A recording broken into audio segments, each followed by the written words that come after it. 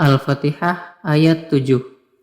Siratal ladzina an'amta 'alaihim ghairil maghdubi 'alaihim waladdallin. Yaitu jalan orang-orang yang telah Engkau beri nikmat kepadanya, bukan jalan mereka yang dimurkai, dan bukan pula jalan mereka yang sesat. Dalam hadis yang lalu disebutkan, apabila seseorang hamba mengucapkan, tunjukilah kami ke jalan yang lurus sampai akhir surat, maka Allah Subhanahu wa Ta'ala berfirman, ini untuk hambaku dan bagi hambaku apa yang dia minta. Firman Allah Subhanahu wa Ta'ala yang mengatakan, yaitu jalan orang-orang yang telah Engkau anugerahkan nikmat kepada mereka. Ayat 7 berkedudukan menafsirkan makna sirotol mustaqim. Menurut kalangan ahli nahwu, menjadi badal dan boleh dianggap sebagai ataf bayan. Orang-orang yang memperoleh anugerah nikmat dari Allah Subhanahu wa Ta'ala adalah mereka yang disebutkan di dalam surat An-Nisa melalui firman-Nya. Dan barang siapa yang taat kepada Allah dan Rasul-Nya, mereka itu akan bersama-sama dengan orang-orang yang dianugerahi nikmat oleh Allah, yaitu para nabi, para siddiqin, para syuhada, dan orang-orang saleh. Dan mereka itulah teman-teman yang sebaik-baiknya. Yang demikian itu adalah karunia dari Allah, dan Allah cukup mengetahui. An-Nisa ayat 69-70. Dahak meriwayatkan dari Ibnu Abbas bahwa makna firman Allah Subhanahu wa Ta'ala, yaitu jalan orang-orang yang telah Engkau anugerahkan nikmat kepada mereka, Al-Fatihah ayat 7, ialah orang-orang yang telah Engkau berikan nikmat kepada mereka berupa ketaatan kepadamu dan beribadah kepadamu. Mereka adalah para malaikatmu, para nabimu, para siddiqin, para syuhada, dan orang-orang saleh. Perihalnya sama dengan makna yang terkandung di dalam firman lainnya, yaitu, dan barang siapa yang taat kepada Allah dan Rasul-Nya, mereka itu bersama-sama dengan orang-orang yang dianugerahi nikmat oleh Allah, hingga akhir ayat. An-Nisa ayat 69. Abu Ja'far Ar-Razi meriwayatkan dari Ar-Rabi' Ibnu Anas sehubungan dengan makna firman-Nya, yaitu jalan orang-orang yang telah Engkau anugerahkan nikmat kepada mereka. Al-Fatihah ayat 7, makna yang dimaksud adalah para nabi. Ibnu Juraij meriwayatkan pula dari Ibnu Abbas radhiyallahu anhu bahwa yang dimaksud dengan mereka adalah orang-orang beriman. Hal yang sama dikatakan pula oleh Mujahid. Sedangkan menurut Waqi, mereka adalah orang-orang muslim. Abdurrahman ibnu Zaid ibnu Aslam mengatakan, mereka adalah Nabi Shallallahu Alaihi Wasallam dan orang-orang yang mengikutinya. Tafsir yang dikemukakan oleh Ibnu Abbas tadi mempunyai pengertian yang lebih mencakup dan lebih luas. Bukan jalan mereka yang dimurkai dan bukan pula jalan mereka yang sesat. Al-Fatihah ayat 7. Menurut jumhur ulama, lafaz ghairi dibaca jar, berkedudukan sebagai na'at atau sifat. Az-Zamakhsyari mengatakan bahwa dibaca ghairo secara nasab karena dianggap sebagai hal atau keterangan keadaan. Hal ini merupakan bacaan Rasulullah Sallallahu Alaihi Wasallam dan Khalifah Umar ibnu Khattab radhiyallahu anhu. Qiraah ini diriwayatkan oleh Ibnu Katsir. Sedangkan yang berkedudukan sebagai zul hal ialah domir yang ada pada lafaz alaihim, dan menjadi amil ialah lafaz an'amta. Makna ayat tunjukilah kami kepada jalan yang lurus, yaitu jalan orang-orang yang telah Engkau berikan anugerah nikmat kepada mereka, yang telah disebutkan sifat dan ciri khasnya. Mereka adalah ahli hidayah, istiqomah, dan taat kepada Allah serta Rasul-Nya, dengan cara mengerjakan semua yang diperintahkannya dan menjauhi semua yang dilarangnya. Bukan jalan orang-orang yang dimurkai, mereka adalah orang-orang yang telah rusak kehendaknya. Mereka mengetahui perkara yang hak, tetapi menyimpang darinya. Bukan pula jalan orang yang sesat. Mereka adalah orang-orang yang tidak memiliki ilmu agama. Akhirnya mereka bergelimang dalam kesesatan, tanpa mendapatkan hidayah kepada jalan yang hak. Pembicara dalam ayat ini dikuatkan dengan huruf la untuk menunjukkan bahwa ada dua jalan yang kedua-duanya rusak, yaitu jalan yang ditempuh oleh orang-orang Yahudi dan oleh orang-orang Nasrani. Sebagian dari kalangan ulama nahwu ada yang menduga bahwa kata ghairi dalam ayat ini bermakna istisna atau pengecualian. Berdasarkan takwil ini, berarti istisna bersifat munqati, mengingat mereka dikecualikan dari orang-orang yang beroleh nikmat, dan mereka bukan termasuk ke dalam golongan orang-orang yang beroleh nikmat. Akan tetapi, apa yang telah kami ketengahkan di atas adalah pendapat yang lebih baik, karena berdasarkan kepada perkataan seorang penyair, yaitu seakan-akan engkau merupakan salah satu dari unta Bani Aqayash yang mengeluarkan suara dari kedua kakinya di saat melakukan penyerangan. Makna yang dimaksud ialah seakan-akan kamu mirip dengan salah satu seekor unta dari temak unta milik Bani Aqayash. Dalam kalimat ini mausuf dibuang karena cukup dimengerti dengan menyebutkan sifatnya. Demikian pula dalam kalimat ghairil maghdubi alaihim. Makna yang dimaksud ialah ghairi siratil maghdubi alaihim, bukan pula jalan orang-orang yang dimurkai. Dalam kalimat ini cukup hanya dengan menyebut mudhof ilaih. Dalam kalimat ini cukup hanya dengan menyebut mudhof ilaihnya saja, tanpa mudhof lagi.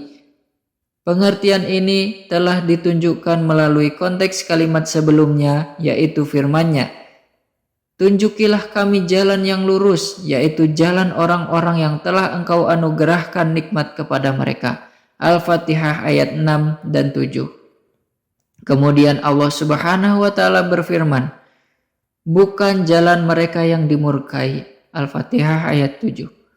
Di antara mereka ada yang menduga bahwa huruf la dalam firman-Nya waladdallin adalah la zaidah atau tambahan.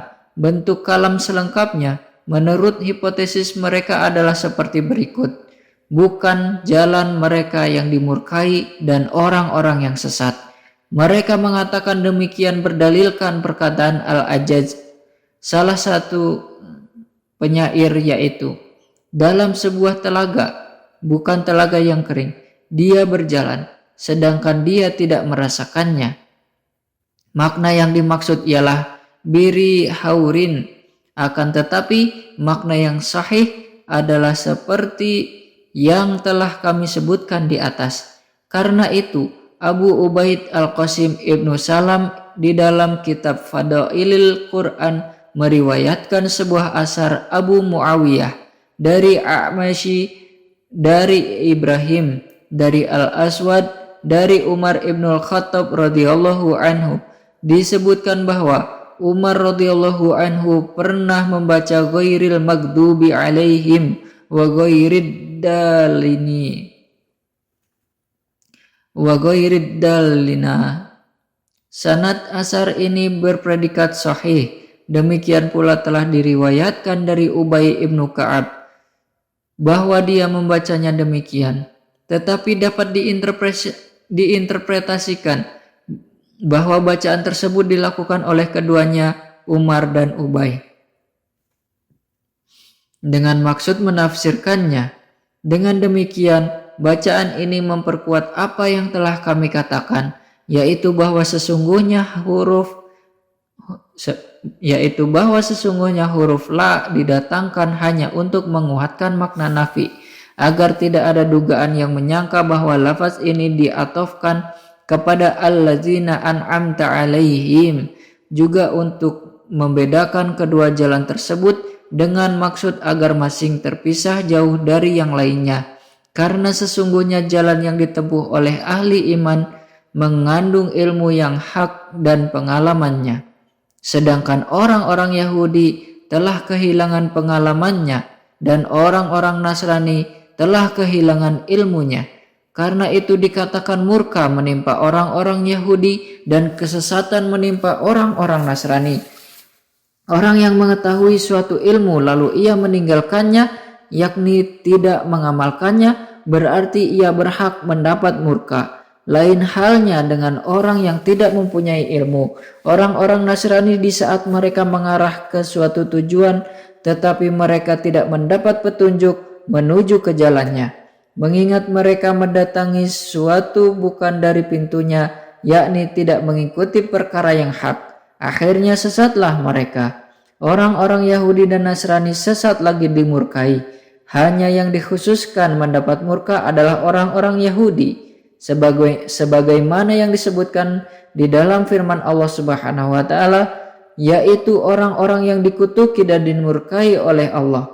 Al-Maidah ayat 60. Yang dikhususkan mendapat predikat sesat adalah orang-orang Nasrani, sebagaimana yang dinyatakan di dalam firman-Nya, mereka telah sesat sebelum kedatangan Muhammad dan mereka telah menyesatkan kebanyakan umat manusia dan mereka tersesat dari jalan yang lurus.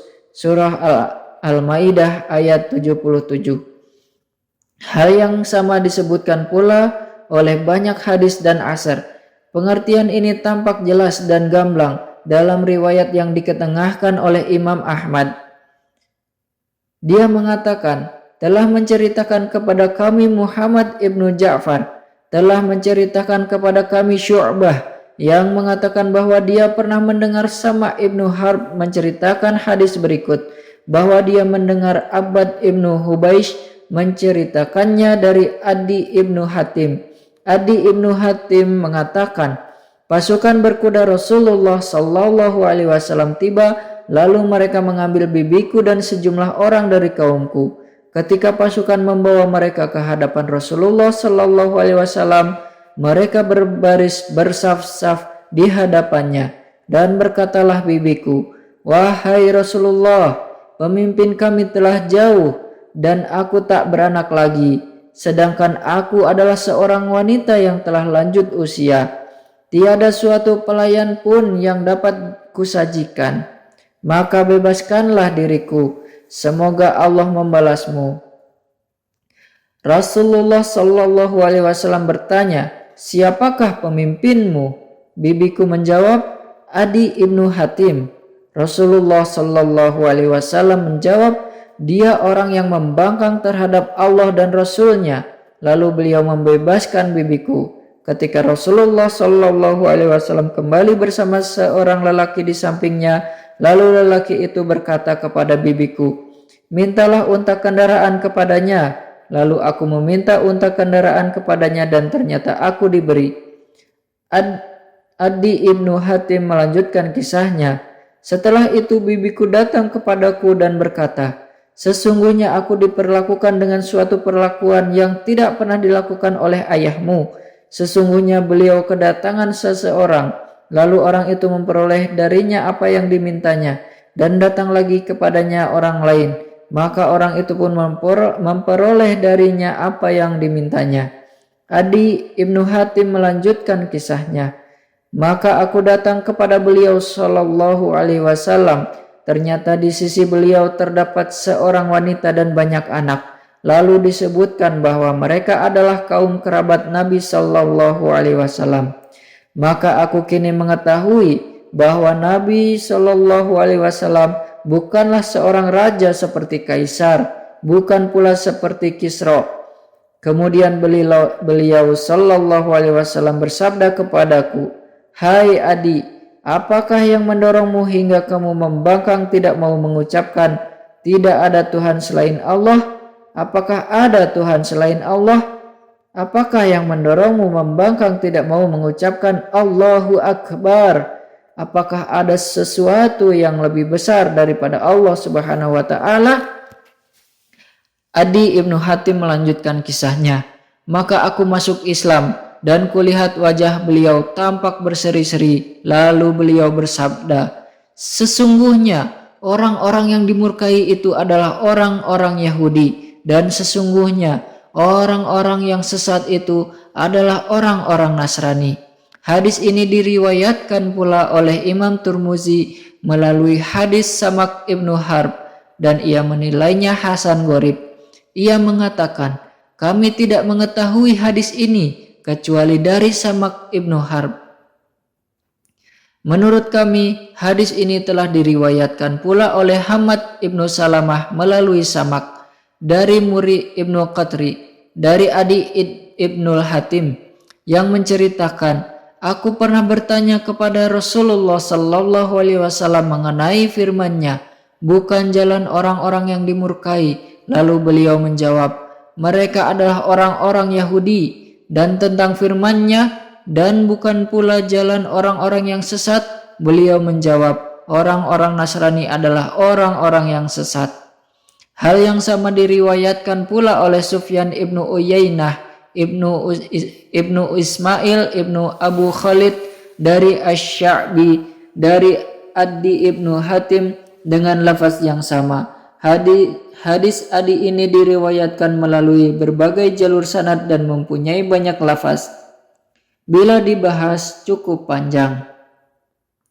Abdur Razak mengatakan, telah menceritakan kepada kami Ma'mar dari Badil al-Uqaili, telah menceritakan kepadaku Abdullah ibnu Syaqiq, bahwa ia pernah mendapat berita dari orang yang mendengar Rasulullah sallallahu alaihi wasallam bersabda ketika beliau berada di Wadil Qura seraya menaiki kudanya.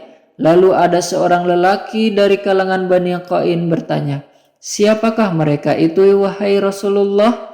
Lalu beliau sallallahu alaihi wasallam bersabda, mereka adalah orang-orang yang dimurkai seraya menunjukkan isyaratnya kepada orang-orang Yahudi, dan orang-orang yang sesat adalah orang-orang Nasrani. Al-Jariri, Urwah, dan Khalid meriwayatkannya pula melalui Abdullah ibnu Syaqiq, tetapi mereka memursalkannya dan tidak menyebutkan orang yang mendengar dari Nabi sallallahu alaihi wasallam. Di dalam riwayat Urwah disebut nama Abdullah ibnu Amr. Ibnu Murdawaih meriwayatkan melalui hadis Ibrahim ibnu Tahman dari Badil ibnu Maisarah, dari Abdullah ibnu Syaqiq, dari Abu Zar radhiyallahu anhu, yang menceritakan, aku pernah bertanya kepada Rasulullah sallallahu alaihi wasallam tentang makna al-maghdubi alaihim. Beliau menjawab bahwa mereka adalah orang-orang Yahudi. Aku bertanya lagi, siapakah orang-orang yang sesat? Beliau menjawab, orang-orang Nasrani. As-Sadi meriwayatkan dari Malik dan dari Abu Saleh, dari Ibnu Abbas, dan dari Murrah al-Hamdani, dari Ibnu Mas'ud, serta dari segolongan orang dari kalangan sahabat Nabi sallallahu alaihi wasallam disebutkan bahwa orang-orang yang dimurkai adalah orang-orang Yahudi, dan orang-orang yang sesat adalah orang-orang Nasrani. Dahak dan Ibnu Juraij meriwayatkan dari Ibnu Abbas bahwa orang-orang yang dimurkai adalah orang-orang Yahudi. Orang-orang yang sesat adalah orang-orang Nasrani. Hal yang sama dikatakan pula oleh Ar-Rabi ibnu Abbas dan Abdurrahman ibnu Zaid ibnu Aslam serta lainnya yang bukan hanya seorang. Ibnu Hatim mengatakan, ia belum pernah mengetahui di kalangan ulama tafsir ada perselisihan pendapat mengenai makna ayat ini. Bukti yang menjadi pegangan pada imam tersebut dalam masalah orang-orang Yahudi adalah mereka yang dimurkai dan orang-orang Nasrani adalah orang-orang yang sesat, ialah hadis yang telah lalu dan firman Allah Subhanahu wa taala yang mengisahkan tentang kaum Bani Israel dalam surat Al-Baqarah, yaitu alangkah buruknya perbuatan mereka yang menjual dirinya sendiri dengan kekafiran kepada apa yang telah diturunkan Allah, karena dengki bahwa Allah menurunkan karunia-Nya kepada siapa yang Dia kehendaki di antara hamba-hambanya. Karena itu mereka mendapat murka sesudah mendapat kemurkaan. Dan untuk orang-orang kafir siksaan yang menghinakan. Al-Baqarah ayat 90. Di dalam surat Al-Maidah, Allah Subhanahu wa taala berfirman, "Katakanlah, apakah akan aku beritakan kepada kalian tentang orang-orang yang lebih buruk pembalasannya daripada orang-orang fasik itu di sisi Allah, yaitu orang-orang yang dikutuki dan dimurkai Allah. Di antara mereka ada yang dijadikan kera dan babi, dan orang yang menyembah togut. Mereka ini lebih buruk tempatnya dan lebih tersesat dari jalan yang lurus." Surah Al-Maidah ayat 60. Telah dilaknati orang-orang kafir dari Bani Israel dengan lisan Daud dan Isa putra Maryam. Yang demikian itu disebabkan mereka durhaka dan selalu melampaui batas. Mereka satu sama lain selalu tidak melarang tindakan mungkar yang mereka perbuat. Sesungguhnya amat buruklah apa yang selalu mereka perbuat itu. Al-Maidah ayat 78 dan 79. Di dalam kitab Sirah disebutkan oleh Zaid ibnu Amr ibnu Nufail ketika dia bersama segolongan teman-temannya berangkat menuju negeri Syam dalam rangka mencari agama yang hanif, yaitu agama Nabi Ibrahim alaihissalam. Setelah mereka sampai di negeri Syam, orang-orang Yahudi berkata kepadanya, "Sesungguhnya kamu tidak akan mampu masuk agama kami sebelum kamu mengambil bagianmu dari murka Allah." Maka Amr menjawab, "Aku justru sedang mencari jalan agar terhindar dari murka Allah." Orang-orang Nasrani berkata kepadanya, "Sesungguhnya kamu tidak akan mampu masuk agama kami sebelum kamu mengambil bagianmu dari murka Allah." Maka Amr ibnu Nufail menjawab, "Aku tidak mampu." Amr ibnu Nufail tetap pada fitrahnya dan menjauhi penyembahan kepada berhala dan menjauhi agama kaum musyrik. Tidak mau masuk baik ke dalam agama Yahudi maupun agama Nasrani. Sedangkan teman-temannya masuk agama Nasrani karena mereka menganggap agama Nasrani lebih dekat kepada agama Hanif daripada agama Yahudi pada saat itu.